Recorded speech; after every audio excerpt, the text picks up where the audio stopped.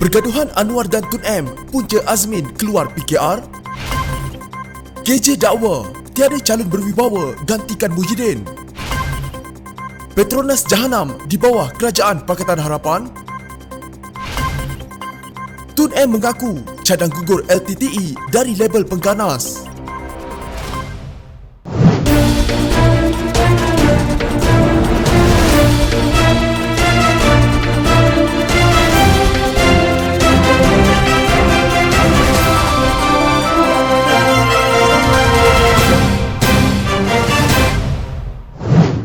Selepas berdekat bersama-sama Presiden PKR Anwar Ibrahim, bekas timbalan Presiden parti itu Azmin Ali berkata, dia kini lebih selesa bekerjasama dengan UMNO dan PAS. Dia yang merupakan Menteri Perdagangan Antarabangsa dan Industri berkata, seperti rakyat Malaysia lain, dia juga bosan diheret ke tengah-tengah perseteruan Anwar dan bekas Perdana Menteri Dr. Mahathir Mohamad. Soalan yang sering ditanya kepada saya, apakah saudara selesa duduk dengan PAS dan UMNO? Saya jawab, mudah saja. Saya lebih yakin duduk di sebelah PAS dan UMNO daripada duduk dengan Anwar Ibrahim. Saya bukan kenal dia 1 hari atau 2 hari. Berpuluh tahun saya kenal. Sudahlah, katanya ketika berucap di majlis makan malam penggerak Komuniti Negara Kedah di Alostar seperti dipetik Astro Awani. Katanya perkara itu membuatkannya keluar PKR dan menyokong penubuhan kerajaan Perikatan Nasional di bawah pimpinan Muhyiddin Yassin yang menurutnya sebuah kerajaan stabil yang berupaya memenuhi kehendak rakyat.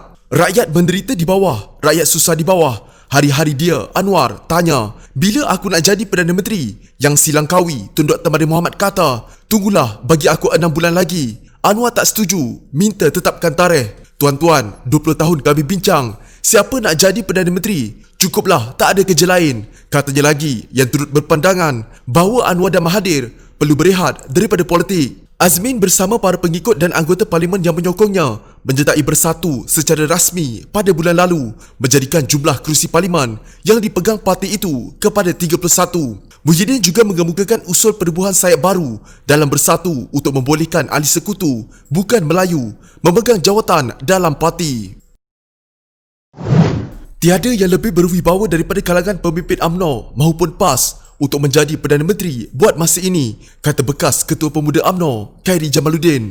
Ahli Parlimen Rembau itu berkata, berdasarkan kewibawaan ia dimiliki Perdana Menteri Muhyiddin Yassin. Selagi kita mendukung kerajaan sedia ada, maka Perdana Menteri yang kita dukung adalah Muhyiddin Yassin. Soal PRU akan datang, itu masih lagi dalam perbincangan. Kalau kita tengok daripada segi rakyat penerimaan, telah diumumkan dapatan daripada Badan Penyelidikan dan itu adalah hakikat. Rakyat mengakui kewibawaan Muhyiddin, katanya seperti dilaporkan utusan Malaysia.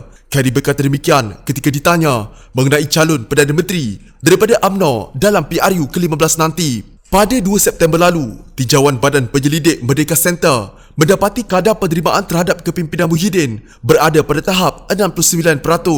Tinjauan juga mendapati Perikatan Nasional lebih diterima umum berbanding Mufakat Nasional atau Barisan Nasional. Majoriti responden Melayu menyokong UMNO dan PAS menyertai Perikatan Nasional. Pada 1 Julai lalu, Setiausaha Agung Barisan Nasional Anwar Musa berkata, UMNO dan PAS dalam gabungan Mufakat Nasional akan menyokong Muhyiddin sebagai Perdana Menteri jika pilihan raya diadakan secara mengejut. Bagaimanapun, kata Anwar, beliau tidak dapat menyatakan pendirian Mufakat Nasional pada masa jauh ke depan. Sementara itu mengulas mengenai gesaan pengerusi Jemaah Penasihat UMNO Tengku Razaleigh Hamzah yang meminta pemimpin UMNO dalam Kabinet Perikatan Nasional segera berundur daripada jawatan masing-masing. Khairi berkata, itu bergantung kepada keputusan Majlis Tertinggi Parti. Jelasnya, jika MT UMNO membuat pendirian untuk tidak lagi mendukung kerajaan sedia ada, maka itu adalah arahan untuk tidak menyertai Jemaah Menteri Kerajaan Perikatan Nasional. Setakat ini, MT UMNO yang merupakan badan tertinggi parti lebih tinggi daripada mana-mana individu telah buat keputusan untuk mendukung kerajaan sedia ada. Itu adalah pendirian kita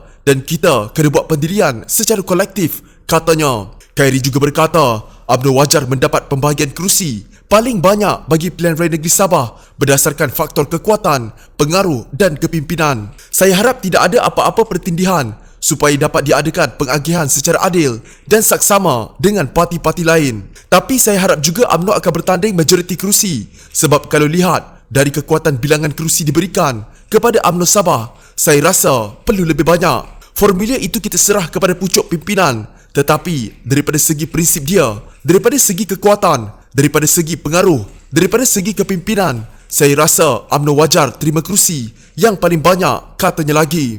Mengulas kenyataan Khairi Jamaluddin yang mendakwa UMNO mahupun PAS pada masa ini tidak mempunyai kalangan yang berwibawa untuk menjadi Perdana Menteri, Ahli Parlimen Ketereh Anwar Musa menegaskan UMNO memiliki ramai tokoh yang berkeupayaan tinggi untuk menggalas sebarang jawatan termasuk sebagai Perdana Menteri. Namun pada masa yang sama katanya, UMNO juga pragmatik dalam bermuafakat dan berkongsi kuasa asalkan matlamat perjuangan demi agama, bangsa dan negara dicapai. InsyaAllah dengan dukungan rakyat, ada Perdana Menteri UMNO nanti, kata Ahli Parlimen Ketereh itu. Datuk Seri Najib Razak mendakwa Kerajaan Pakatan Harapan tidak boleh diberi peluang menjaga Petronas lagi kerana telah mengakibatkan syarikat petroleum milik negara itu jahanam. Beliau yang membuat perbandingan penyata akaun suku kedua 2020 Petronas dengan suku pertama 2018 sebelum pilihan raya umum ke-14 berkata, walaupun hizab wang tunai Petronas jatuh 8 bilion ringgit saja daripada 164.7 bilion ringgit kepada 156.8 bilion ringgit, jumlah liability dan hutang Petronas sudah naik 51.3 bilion ringgit daripada 160.3 bilion ringgit kepada 211.6 bilion ringgit. Jumlah rizab equity terkumpul Petronas juga telah jatuh 39.2 bilion ringgit daripada 390.6 bilion ringgit kepada 351.4 bilion ringgit dalam masa 2 tahun saja. Ini pun di sebalik keuntungan Petronas sebanyak 55.3 bilion ringgit pada tahun 2018, 40.4 bilion ringgit pada tahun 2019 dan penjualan 478.43 juta saham-saham milik Petronas dalam Petronas Dagangan MISC dan Petronas Gas dengan harga 6 bilion ringgit pada akhir tahun 2019 bawah Pakatan Harapan. Bekas Perdana Menteri itu berkata, sepatutnya rizab equity Petronas naik 94.7 bilion ringgit iaitu 55.3 bilion ringgit tambah 40.4 bilion ringgit tetapi jatuh 39.2 bilion ringgit pula, perbezaan sebanyak 133.9 bilion ringgit. Jika Petronas rugi 21 bilion ringgit akibat COVID masa Perikatan Nasional, maknanya Pakatan Harapan telah menjahannamkan 111.9 bilion ringgit masa tiada krisis COVID, katanya dalam hantaran di Facebook. Tegas Najib, semasa beliau menjadi Perdana Menteri, Kerajaan Barisan Nasional cuma mengambil dividen dengan sederhana dan Petronas juga dibenarkan untuk mengembang bisnes. Ini dapat dibuktikan apabila rizab wang tunai Petronas naik 4 kali ganda daripada 45.5 bilion ringgit pada akhir tahun keuangan 2008 kepada 164.7 bilion ringgit. Rizab equity terkumpul Petronas juga naik lebih 3 kali ganda dari 114.3 bilion ringgit pada tahun 2008 ke 390.6 bilion ringgit pada suku pertama tahun 2018. Inilah yang dikatakan Najib rompak negara. Rizab tunai Petronas naik 120 bilion ringgit iaitu 4 kali ganda, manakala nilai equity Petronas naik 276 bilion ringgit lebih 3 kali ganda dalam tempoh 9 tahun. Najib merompak, tulis Najib. Secara sinikal, Najib berkata prestasi Petronas semasa di bawah pentadbiran Barisan Nasional jauh berbeza dengan masa Pakatan Harapan. Tak kira ada krisis COVID ke tidak, Petronas masih dijarah Pakatan Harapan sebanyak 111.9 bilion ringgit. Sebab itu Pakatan Harapan tak boleh diberikan peluang untuk jaga Petronas dan negara lagi, ujarnya. Ya, dia bawalah surat macam tu. Bukan bermakna saya sokong LTTE.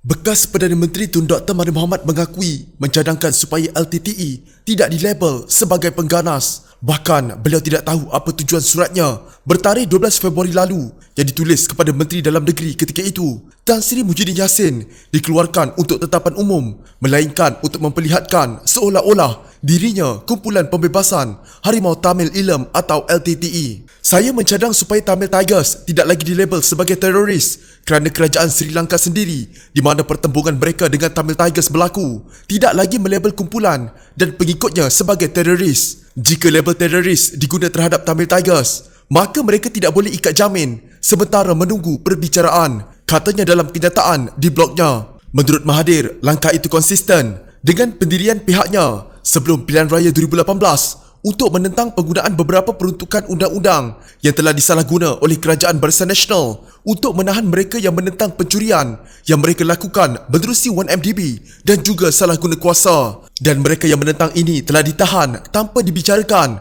dan tidak dibenar ikat jamin. Ini satu travesty of justice ataupun satu ketidakadilan yang melampau. Kerana itu, saya membuat cadangan di atas kepada Tan Sri Muhyiddin ketika itu. Jelasnya, lagipun berkenaan dengan penyokong LTTE, beliau dimaklumkan oleh Peguam Negara ketika itu tidak ada bukti kukuh untuk mendakwa mereka di bawah Undang-Undang Keganasan yang tidak boleh diikat jamin semasa menunggu perbicaraan. Saya memberi pendapat saya kepada menteri yang bertanggungjawab berkenaan perkara ini. Pendapat saya bukan suatu arahan. Bagi saya, jika kerajaan dan peguam negara pada hari ini merasa terdapat bukti yang kukuh untuk mendakwa mereka, seharusnya mereka memulakan proses perundangan yang sewajarnya. Jika anda mempunyai gejala seperti demam, batuk dan sesak nafas, jangan berlengah untuk terus ke klinik atau hospital bagi menjalani ujian saringan bersama kita tangani wabak COVID-19.